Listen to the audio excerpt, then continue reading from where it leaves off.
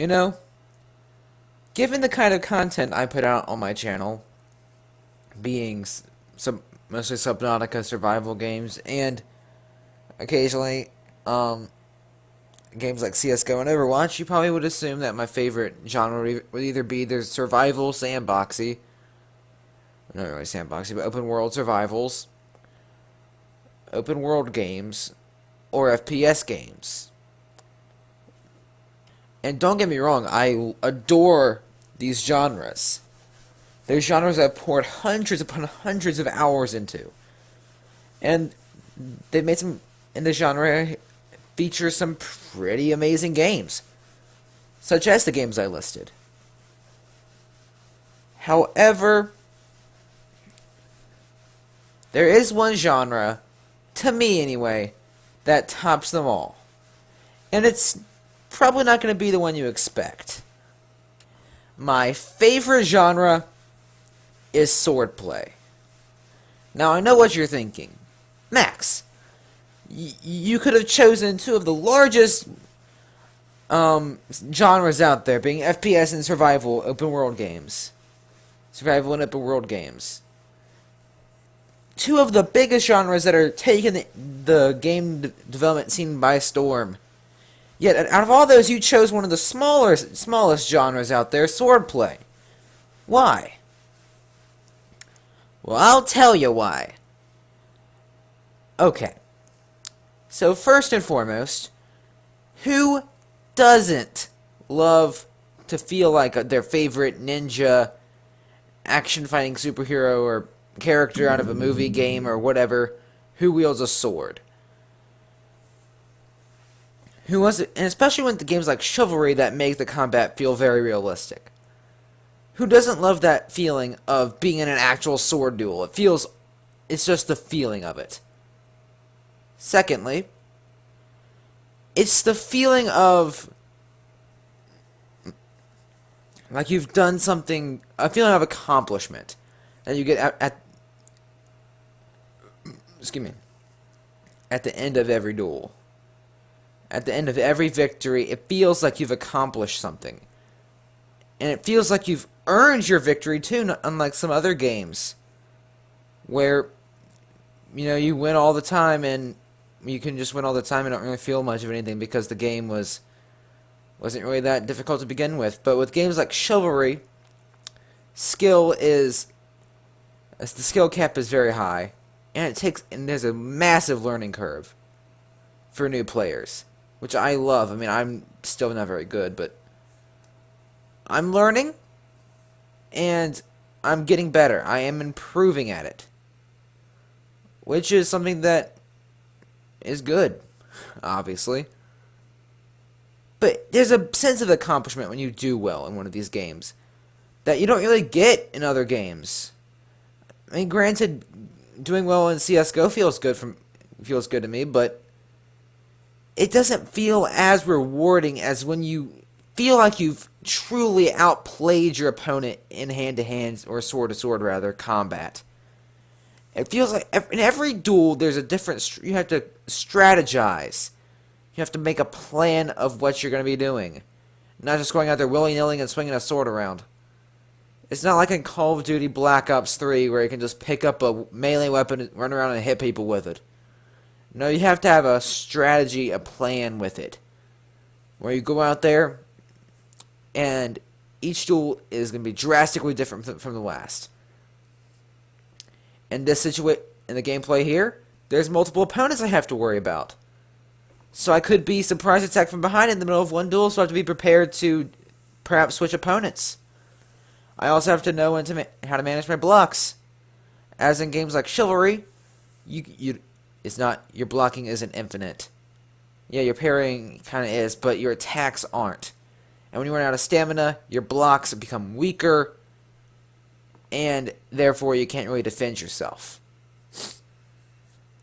So there's more strategy to them, and I like the feeling of having to think on your feet. Now, I know there's plenty of genres out there, or games in the FPS genre, and in the open world genre, such as PlayerUnknown's Battlegrounds or Fortnite, that do make you have to make these on-the-foot decisions. and you do have to strategize with. Like, PUBG is one of the most tactical games I think I've ever played. And it does feel really accomplishing when you kill people. But sometimes it feels kind of cheated when you enter a building and somebody is camping behind there with an auto shotty. That feels robbed. Like, you would have a better chance in a field. You'd be more fair in a field where you have one guy with an AK and the other guy approaching with a SCAR. You know, you'd have like a gunfight going on there. But camping just doesn't feel good. And in these games, yeah, you do encounter your occasional camper in some of the more objective-based modes. But there's not as many. And since you're all using the same weapons, and melee is not insta-kill, at least in Chivalry, there are some games out there which gameplay later will be of that. There are games out there that do feature a one-shot melee kill mechanic, but in games like Chivalry, if you do encounter a camper, you're most likely not going to die from one hit from it. So even if you do encounter a camper, there's still a chance you can take the fight back to them and win it. So it feels more balanced sometimes. I mean, of course, there are going to be your occasional overpowered things like in For Honor. While I do think For Honor's swordplay mechanics are very good, and I've enjoyed playing the game. However, there are things in the game that makes it feel more like a fighter, to the point where sometimes some mechanics feel overpowered. And like that rush attack, yeah, it is blockable and it is dodgeable, but if you're not prepared for it, boom, it hits you, and a good chunk of your health is dead. I mean, sure, it does take skill to use, but whatever. There are things in the game, such as some of the unblockables, such as the Kenseis. Unblockable is borderlining too OP.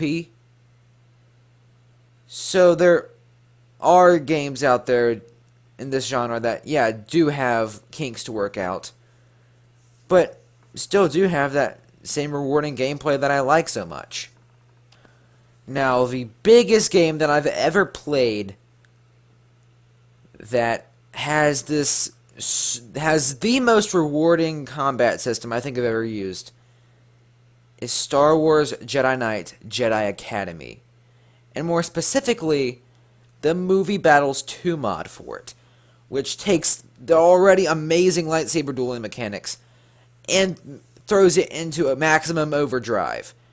It takes strategy, skill, cunning, plans, mastery of your saber style, the Force, everything that you would want in Star Wars, and in this case, a lightsaber dueling game. It's a phenomenal title and a phenomenal mod. And yes, for those who do like to shoot people, there are objective-based modes where you can play as any class in the Star Wars universe. If you want to play as frickin' lightsaberless Darth Sidious, run around and shock people to death, you can do that. If you want to go around shooting people as a Mandalorian, you can do that. If you want to go frickin' ballistic Wookiee and punch everything in sight to death, you can do that. But this video isn't really to rave about this game as much in this mod, as much as I would love to. Maybe I'll make another video down the road.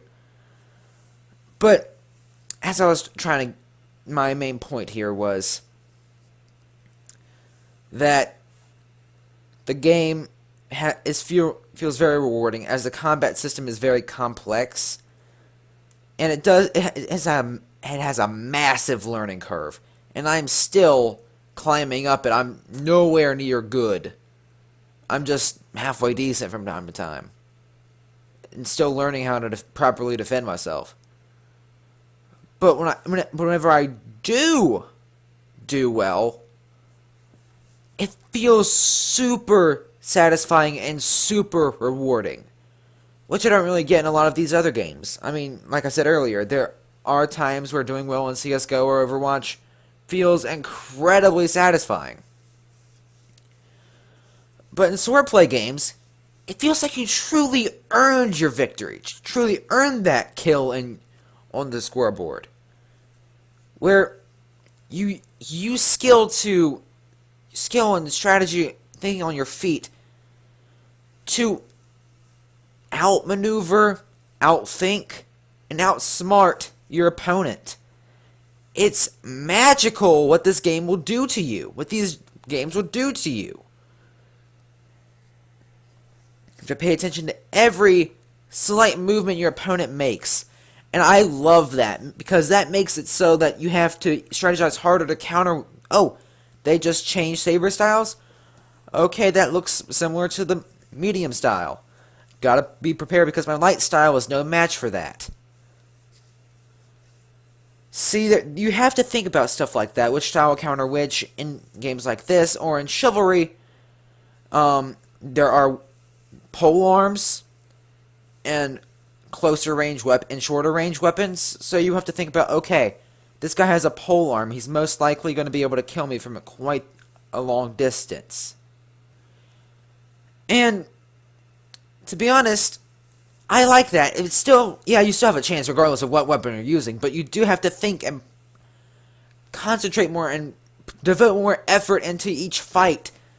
And yeah, this genre is not for everybody. I mean, a lot of people don't have the patience to wait for somebody's block to be broken temporarily or see an opening. But as somebody who used to fence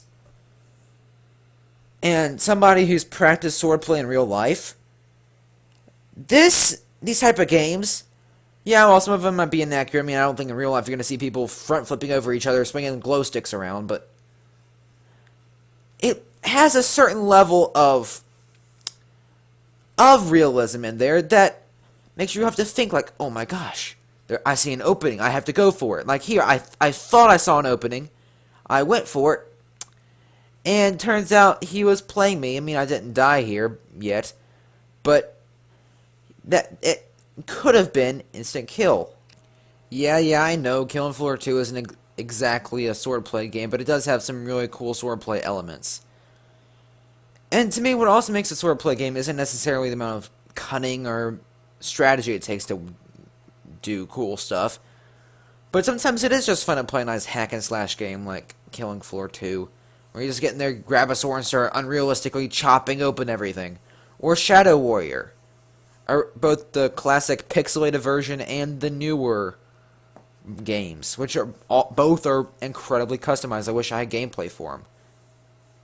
I do actually own Shadow Warrior 1, but and the pixelated version. I haven't purchased Shadow Warrior 2 yet, but the swordplay in that, yeah, it's completely unrealistic, but it's satisfying. And I don't know a single human being on the planet who would say that, or a single video gaming person, single gamer out there, who hasn't felt at least a little bit of satisfaction watching Zed, creepy mutant things, get cut open with a katana. I mean, it's satisfying. It's something satisfying about seeing things get cut open, and that's another really cool thing that these type of games do. And occasionally in Killing Floor 2, you will encounter that situation where you are in what feels like an actual swordplay game, which is cool. But hack and slash is also a nice part of the genre as well. You can have these swordplay hack and slashes. Another good one is Samurai Gun. Also wish I had gameplay for that. I own the game, but I don't have any gameplay for it, sadly. I might get some eventually just to show you how good the game is. But yeah, Kill 4 2, while it's not entirely a sword fighter, does have some nice sword fighting elements, which is something that I would like to see in more games like that. Left 4 Dead 2, another one with that kind of mechanic. Another really good game, the Left 4 Dead series, I should say. Another really good game series I would like for you to check out if you like these kind of games, because there's a lot of guns, there's a lot of shooting up zombies and Zeds, as in Killing Floor, but there are, as I've stated, some beat 'em up, not really beat 'em up, but like hack and slash type and swordplay moments in these games. So whether it's tediously waiting for somebody's guard to drop, or unrealistically cutting through hordes and hordes of the undead, swordplay games to me have always remained my #1 game genre. I mean, of course, I still enjoy a bunch of other genres. This one just happens to be my favorite, so don't worry about me like ditching Subnautica or whatever. I would never do that. And my favorite game is Subnautica, which is not at all a sword fighter. So you can have favorite games outside of your favorite genre. But anyway, guys, thanks again for watching the video. And as always, Maxusthebeast is out.